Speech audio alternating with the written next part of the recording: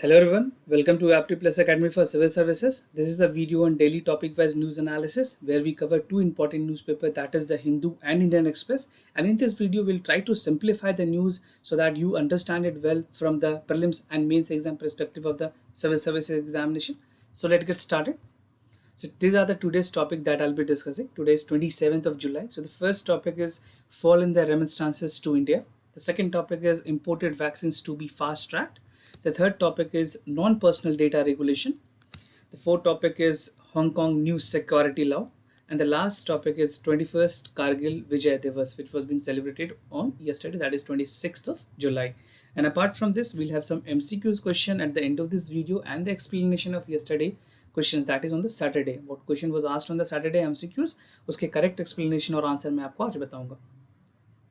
And those of you who are new to our channel, do not forget to subscribe Apti Plus Academy for Civil Services on YouTube, and do not forget to hit a like button on this video.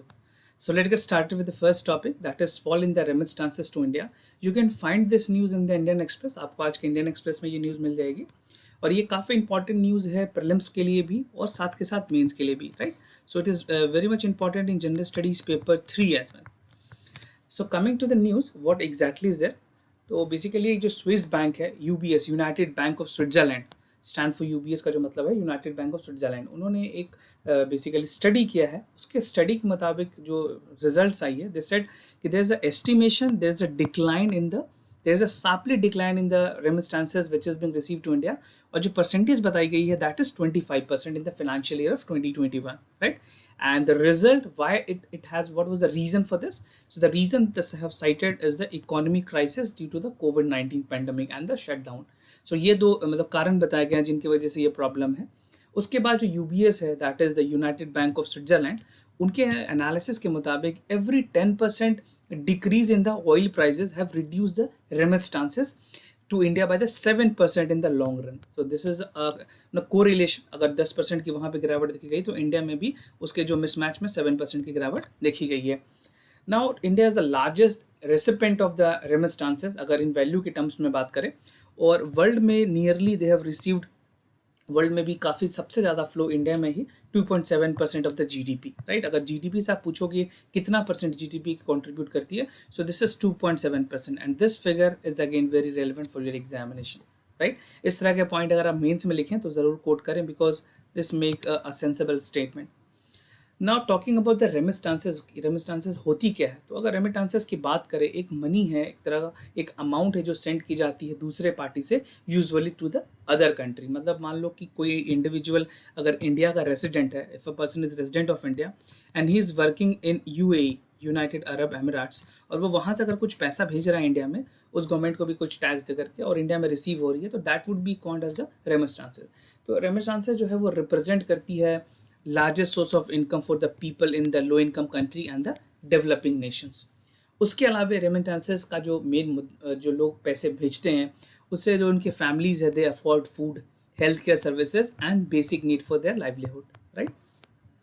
And the last point is the remittances is a boosters India foreign exchange reserve. जो हमारी foreign exchange reserve है उसमें बहुत हद तक contribution है हमारा remittances का, and it help fund in the current account deficits.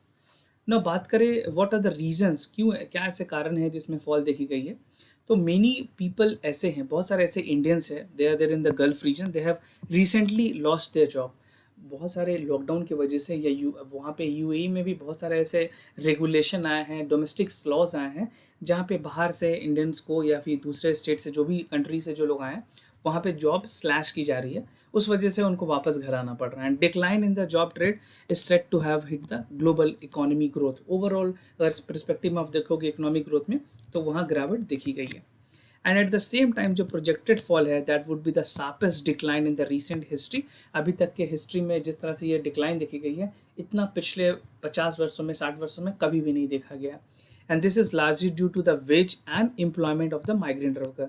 जो मैंने आपको बताया, जो भी माइग्रेंट वर्कर वहाँ काम कर रहे हैं, they are returning back to the home, right? और इंडिया में अगर कोई एक स्टेट है जहाँ से सबसे ज़्यादा रेमिटेंसेस के लोग भेजते हैं इस स्टेट में, that is Kerala. Kerala is one of the largest recipient of the remittances in India, and it is expected to witness decline. यहाँ पे भी गिरावट बहुत हद तक देखने को मिली है.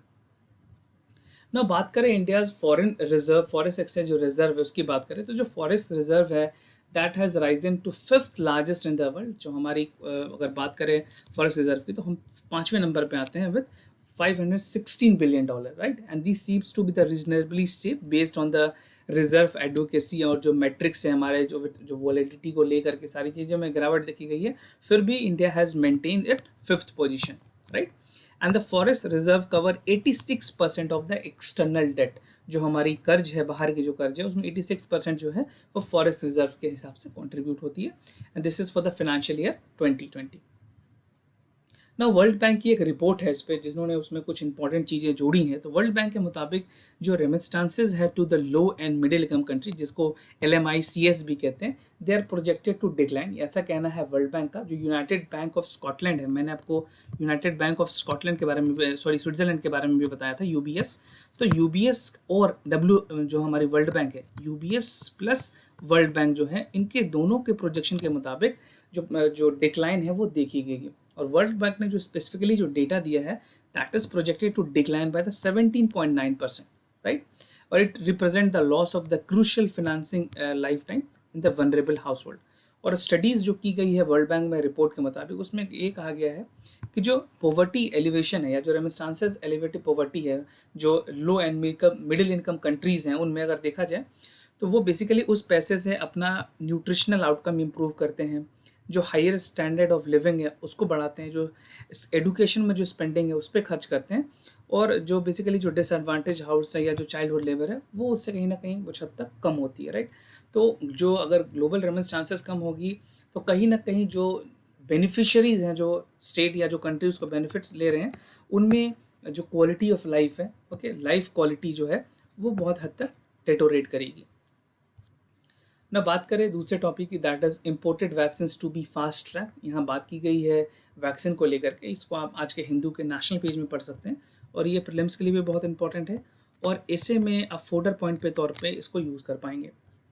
तो इंडियंस कंपनीज़ ने जो बाहर से जो चीज़ें इंपोर्ट की है, मेडिकल जो वैक्सीन के जो कंपोनेंट्स हैं, उनको बेसिकली पोटेंटली इंटरनेशनली लाया जाएगा यहाँ पे without further more trial, because उनके जो ट्रायल हैं उसी पे चीज़ों को और डिपेंड रखा जाएगा। तो the number of India specific test and the trial would be needed to conduct under the guidance of the department of biotechnology. और नॉर्मली ये होता है कि किसी भी वैक्सीन को लाइसेंस देने के पहले अगर दूसरी कंट्री से आ रही है, तो यहाँ पे उस चीज़ को रिपीट करना पड़ता है ह्यूमन सेफ्टी के लिए। बट अभी के सिचुएशन को देखते हुए, कोरोना वायरस की पेंडेमिक और लेवल ऑफ इन्फेक्शन को देखते हुए, तो जो टेस्ट उस कंट्री में कर दी गई है उसी को एज अ बेंचमार्क मानते हुए, और उसी पैरामीटर्स पे आगे इंडिया काम करते हुए उस चीज़ों को फॉलो नहीं करेगी, और जो कुछ स्टेप्स स्किप किया जा सकते हैं उसके साथ आगे बढ़ने की कोशिश की गई है यहाँ पे। ना यूज़ ऑफ अर्ली डेटा की अगर बात करें, जो डेटा जनरेट हुई थी इंडिया में, that is considered to be examined and abbreviated by the pathway. और जो कोविड-19 की जो वैक्सीन है, जो साइंटिफिक रैशनल के मुताबिक अगर मैं बताऊं, तो जो लेवल ऑफ कम्पिटिवनेस है उस बेसिकली जो वैक्सीन की जो ह्यूमन ट्रायल में की गई है, उसी चीज़ को एडिशनली प्री क्लिनिकल डेटाज जो हैं, जो सेटिस्फैक्ट्री डेटा हैं, उनको डायरेक्टली इंडिया कंसर्न में यूज़ की जाएगी। और जो फेज़ 1 और जो फेज़ 2 है, उसके बाद जो फेज़ 3 होती है मल्टी सेंट्रिक स्टडी, उसके स्टैटिकली जो स्टडी की गई है उसके मुताबिक द साइज में consider to be the initial safety studies. तो जो पहले की इनिशियल सेफ्टी स्टडीज़ हैं, जो क्लिनिकल ट्रायल के रिजल्ट्स हैं, उसी के साथ इंडिया आगे कैरी फॉरवर्ड करेगी। वैसे इंडिया में आपको मैं बताऊं कि ऑक्सफोर्ड यूनिवर्सिटी के साथ हमने पार्टनरशिप किया हुआ है, यहाँ पे ऑलरेडी ट्रायल्स चल रहे हैं। ऐसा नहीं है कि इंडिया ट्रायल्स नहीं करेगी, इंडिया ट्रायल करेगी, बट जहाँ पे हो सकता है अगर कुछ स्टेप्स को स्कीप करने की ज़रूरत है, या उस पर्टिकुलर वैक्सीन की ऑलरेडी स्टडी हो चुकी है, तो सेम को we can carry forward, right. जो सेरम इंस्टीट्यूट ऑफ इंडिया है, SSI, उनके मुताबिक बेसिकली उन्होंने पार्टनरशिप किया है एस्ट्राजेनेका, ये UK की बेसिकली बहुत बड़ी फर्म है मेडिकल, जैसे हमारा सेरम इंस्टीट्यूट है या हमारा आपका बेसिकली भारत बायोटेक है। तो एस्ट्राजेनेका वहाँ की पेटेंट जो वैक्सीन मैन्युफैक्चरर्स हैं, उन्होंने ऑक्सफोर्ड यूनिवर्सिटी के साथ ये तीनों कोलैबोरेट करके बेसिकली फेज़ 1 फेज़ 2 में, तो phase 1 was already completed, now they are working on the phase 2 and phase 3 clinical trial. उसके अलावा जो टेस्ट होगी, जो पोटेंट वैक्सीन है for the India to determine the vaccine capability by stimulating the immune response. तो basically जो vaccine की trial होती हैं, जितने भी लेवल पे हो, उसमें उस वैक्सीन की इम्यून रिस्पॉन्स की जब देखी जाती है, किस तरह से वो वैक्सीन इम्यून सिस्टम को कहीं इफेक्ट तो नहीं कर रही है, जो एक्चुअल एंटीबॉडीज़ बनने चाहिए वो कितनी बढ़ रही है, और वो बाहर के पैथोजन को, जो बाहर के जो वायरस हैं उसको किस तरह से हैंडल कर पा रही है, राइट। और जो भारत बायोटेक इंडिया में बात करूँ तो इन्होंने भी कोवैक्सीन नाम की जो वैक्सीन बनाई है उसके स्ट्रेन्स, बेसिकली जो सार्स कोविड 2 के जो स्ट्रेन्स थे वो उससे बनाया था, और इसकी जो कोलैबोरेटिंग थी national institute of virology Pune, ये आपको पता होगा इसके बारे में। तो भारत बायोटेक और नेशनल इंस्टीट्यूट ऑफ वायरोलॉजी दोनों के कोलैबोरेशन से भी स्ट्रेन्स बनाए गए हैं, वैक्सीन बनाए गए हैं, और इसको भी ट्रायल में आगे रखा गया है। ना बात करें तीसरे टॉपिक की, that is non personal data regulation. You can find this news in the Indian express. और नॉन पर्सनल डेटा ये आपके मेंस के लिए बहुत ही ज़्यादा इंपॉर्टेंट है। तो मेंस में जीएस पेपर 3 में और प्रीलिम्स में भी शायद एक आध सवाल आपको इससे पूछ लिया जाए कि डेटा से लेकर के, क्योंकि जब भी डेटा नेशनल फ्रेमवर्क जब डेटा बनी थी उस पर भी बी श्री कृष्णा का जो डेटा सिक्योरिटी की कमेटी थी उस पर भी यूपीएससी ने प्रीलिम्स में सवाल पूछे थे। तो रिसेंटली में गवर्नमेंट ने एक कमेटी बनाया है, इन्फोसिस के जो को फाउंडर थे गोपालन कृष्णन ने, उन्होंने कहा कि जो नॉन पर्सनल डेटा है जो जनरेट हो रही है इंडिया में, that would be allowed to be harnessed by the various domestic companies and entities, right. तो कमेटी ने कुछ सजेशंस दिए हैं कि एक सेपरेट नेशनल लेजिस्लेशन होनी चाहिए जहाँ पे एक सेपरेट अथॉरिटी बनाया जाए जो कि ओवरसीज करेगी नॉन पर्सनल डेटास को, right. And it has recommended the जो मैंडेटरी शेयरिंग है नॉन पर्सनल डेटा को लेकर के फॉर द यूजफुल एंटरप्रेन्योर्स, क्योंकि बहुत सारे जो इंडियन एंटरप्रेन्योरियल है वो बहुत सेक्टर्स में, आईटी के सेक्टर्स में बहुत अच्छा कर रहे हैं। तो they need to develop a new innovation services and product to benefit the citizen of this country, and this would be precisely for the non-personal use of data. तो what is non personal data? तो अगर बात करें in most basic form, जो non personal data है एक तरह का डेटा का कलेक्शन है where it does not contain any personal identifiable information.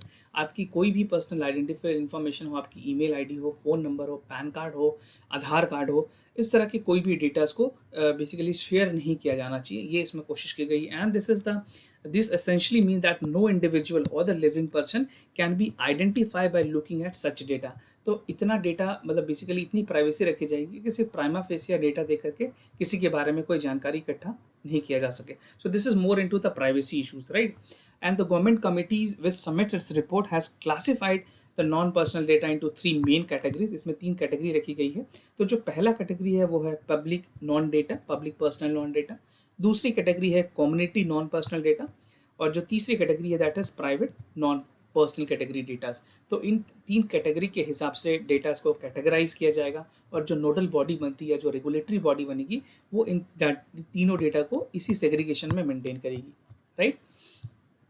Now how sensitive is the non personal data की अगर बात करें कैसे हो सकती है, तो बेसिकली जो पर्सनल डेटा है विच कंटेंट जो बहुत सारे ऐसे इंफॉर्मेशंस होते हैं किसी इंडिविजुअल के, उसके नेम के बारे में, उसके एज, उसके जेंडर, उसके बायोमेट्रिक, उसके जेनेटिक डिटेल्स या नॉन पर्सनल डेटास काफ़ी ज़्यादा यूनिफाइड फॉर्म में इकट्ठा होते हैं। बट ये ज़रूरी है कि जो सर्टेन फॉर्म जो डेटा रिलेटेड है या नेशनल सिक्योरिटी की जो बातें हैं या गवर्नमेंट के कुछ ऐसे लोकेशंस हैं, लेबोरेटरीज़ हैं, अगर सिक्योरिटी पर्पज़ के लिए ज़रूरी हो तो national security point of view से चीज़ों को यूज़ किया जाएगा, राइट ना। उसके अलावा जो global standard of non personal data की अगर मैं बात करूं तो इन 2019 हुआ क्या कि जो यूरोपियन यूनियन है उनके कुछ रेगुलेशन है, कुछ फ्रेमवर्क हैं जहां पे free flow of non personal data रखा गया था। एक रेगुलेशन बनाई गई यूरोपियन यूनियन की तरफ से, जिन्होंने सजेस्ट किया कि जो हमारे मेंबर कंट्रीज होंगे of the union would cooperate with each other when it's come to the data sharing, and जो डेटा शेयरिंग होंगी दिस वुड बी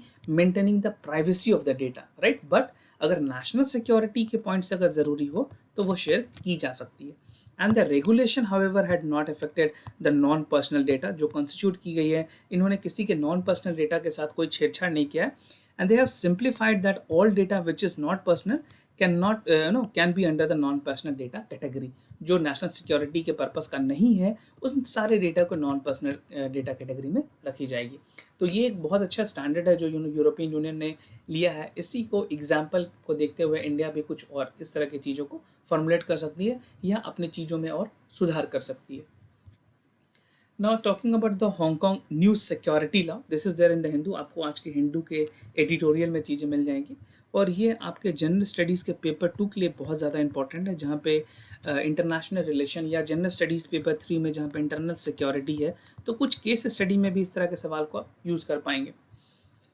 तो बात करें, चाइना ने अभी रिसेंटली एक wide range of security law pass की, जहाँ पे इन्होंने जो पास किया उसके मुताबिक they can easily punish the जो प्रोटेस्टर्स होते हैं उनको पनिश कर सकते हैं, एंड इट हैज़ सेल्फमेटली रिड्यूस द सिटी ऑटोनमी। जो एक शहर की ऑटोनमी थी वो इस लॉ के बाद ख़त्म, जो पास होने के बाद पूरी तरह से ख़त्म हो गई है, क्योंकि पीपल्स को अब राइट नहीं होगा बेसिकली प्रोटेस्ट करने के लिए। तो जो नेशनल सिक्योरिटी लॉ है वो एक तरह से हांगकांग को टर्न कर दिया again in the colonial city. जिस तरह से कॉलोनियल सिटी हुआ करती थी उस तर्ज पे ही ये लॉ पास होने के बाद ये कॉलोनियल सिटी ही बन गई है, जहाँ पे पीपल्स को राइट नहीं होगी प्रोटेस्ट करने की। अगर वो राइट प्रोटेस्ट करते हैं तो उनको पनिश किया जाएगा। मैं आगे आपको डिटेल में बताऊंगा क्या क्या न्यू प्रोविजंस हैं इस बिल में। तो जो बेसिक्स लॉ है, बेसिक लॉ का मतलब होता है कि Hong Kong were about to enjoy its executive, legislative and independent judicial power that include that of the final adjudication हो या फिर bearing matters हो या defense और foreign affairs के मैटर हो। ये बेसिक्स लॉ है जिन पे सबको राइट देने की ज़रूरत होती है। जो आर्टिकल 23 है वहाँ के बेसिक लॉ का, हांगकांग का, उनके मुताबिक जो नेशनल सिक्योरिटी है that aims to prohibit any person of treason, secession, sedition, subversion against the central provision of government. अगर ये चार चीज़ आप करते हैं सेंट्रल गवर्नमेंट की तरफ से या फिर वहाँ की गवर्नमेंट के पर जो सेंट्रल गवर्नमेंट ऑफ है, तो ये सारी चीज़ों पे चार्जेस आपको लगाई जाएगी, and you can be there in the prison and number of years can be again decided by the court of law, right. तो इन सारी चीज़ों को रखा गया है प्रोहिबिटेड कैटेगरीज में। और जो आर्टिकल 3 है that aims to preserve the national security but it will also allow China national security organ to formally operate with the institution which is set up in the Hong Kong. तो बहुत सारे laws को इसमें include कर दिया गया है और बहुत सारे जो पर्सनल लिबर्टी थी इंडिविजुअल की उसको ख़त्म कर दिया गया है। तो बात करें कुछ कुछ की प्रोविजंस की, तो अगर कोई इंडिविजुअल वहाँ पे पब्लिक ट्रांसपोर्ट को डैमेज करता है या किसी भी तरह से कोई फैसिलिटीज़ को हानि पहुँचाता है, क्षति पहुँचाता है, तो he would be consider as a terrorism, उसको टेररिज्म कंसिडर किया जाएगा। And those found guilty would not be allowed to stand in the public offices. वहाँ के जो गवर्नमेंट ऑफिसेज हैं या जो सरकारी ऑफिसेज में वो जो काम कर रहे हैं वहाँ पे उनको they will not be liable to in the public office, उनको वहाँ से डिसमिस कर दिया जाएगा। And Hong Kong will also establish it own national security commission to enforce the law. तो एक नेशनल सिक्योरिटी कमीशन बनाई जाएगी जहाँ पे Beijing would be appointed as a adviser, right. China को एडवाइजर के तौर पर बनाया जाएगा और वह नेशनल सिक्योरिटी कमीशन बनाई जाएगी जिसको हम शॉर्ट में NSC भी कहेंगे, राइट।